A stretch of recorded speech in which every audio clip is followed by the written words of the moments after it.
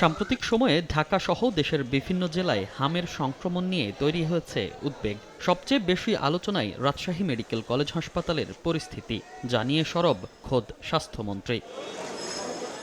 রোববার রাজধানীর পূর্বাচলে Bangladesh China friendship exhibition সেন্টারে এশিয়া ফার্মা এক্সপোর উদ্বোধনী অনুষ্ঠান শেষে স্বাস্থ্যমন্ত্রী জানান, আইসিইউ ভেন্টিলেটর সংকটের কারণে ১১ দিনে ৩৩ শিশুর মৃত্যু হয়েছে।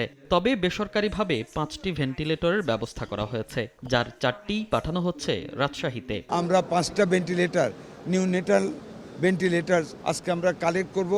আগামীকাল সকালে আমাদের সচিব রাজশাহী যাচ্ছেন, উনি 4টে নিয়ে যাবেন, ওখানে দিয়ে আসবে। সাংবাদিকদের প্রশ্নের জবাবে মন্ত্রী অভিযোগ করেন, গত 8 বছরে বিগত কোনো সরকার হামের টিকা দেয়নি, আছে সংকটও। এই সংকট সমাধানে ৬০৪ কোটি টাকা বরাদ্দ দিয়ে নতুন করে টিকা ক্রয় করা হচ্ছে।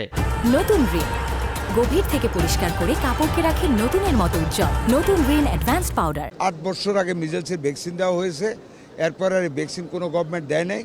আমরা কিন্তু এর মধ্যে ৬০৪ কোটি টাকা বরাদ্দ করেছি, পারচেজ কমিটি পাস হয়েছে।